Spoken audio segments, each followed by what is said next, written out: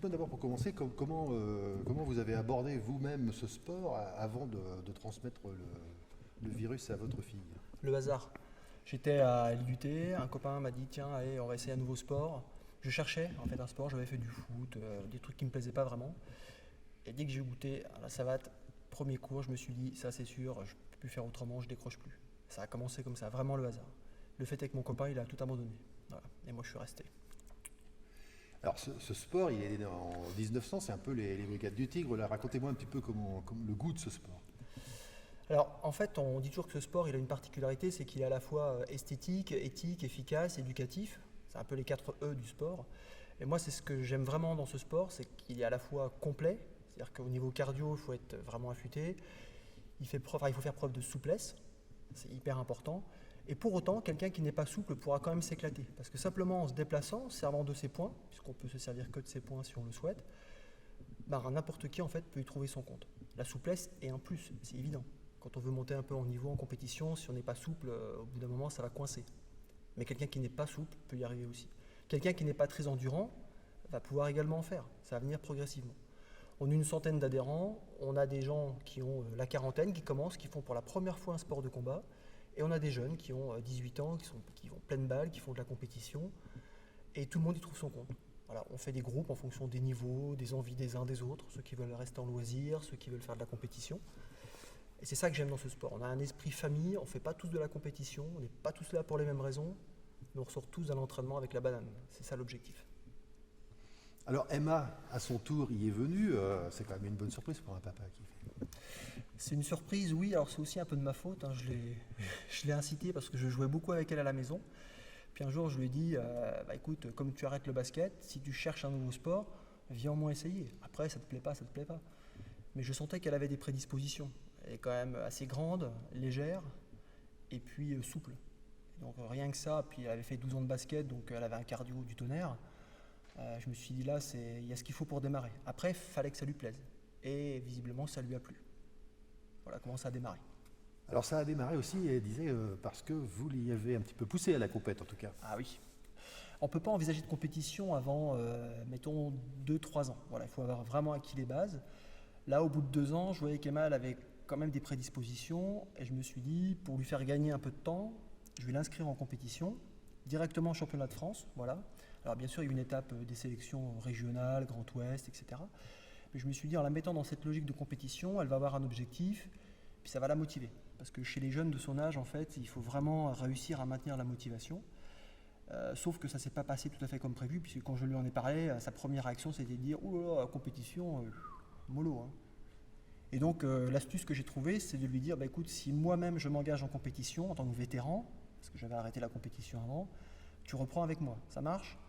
Bon, je pense qu'elle m'a cru à moitié, elle m'a dit, ça se trouve, elle s'est dit, il va pas aller au bout. J'y suis allé et du coup, elle y a été aussi. Et on s'est motivé, on a fait les entraînements ensemble et on s'est motivé, soutenu jusqu'au bout. Et on a fait nos championnats de France l'année dernière, pour la première fois, tous les deux, à 15 jours d'intervalle. Et on a fini à la même place, on a fini 3e tous les deux. Et cette année, on a remis ça, sauf que cette année, l'élève a dépassé le maître, puisque moi, je me suis arrêté à nouveau 3e aux France. Et puis elle a fini première mondiale. Voilà, donc c'est génial. Je peux que espérer ça. De toute façon, elle a l'avenir, moi c'est derrière moi. Donc voilà. L'entraînement, donc c'est vous son entraîneur habituel ou est-ce qu'il y a ici à Liffré, est-ce que c'est un club qui a plusieurs entraîneurs? Comment ça Oui, marche? on a 3 entraîneurs, enfin une femme et 2 hommes en fait. On est 2 garçons et une femme. Et on a un peu chacun nos spécialités. On a un des entraîneurs qui est plutôt issu du combat, donc qui a aidé Emma à se préparer sur la partie plutôt points, plutôt technique de points, voilà. Moi qui suis plutôt assaut jambes, et puis la 3e monitrice qui, elle, l'a plutôt fait travailler sur la coordination, les déplacements, la confiance en soi.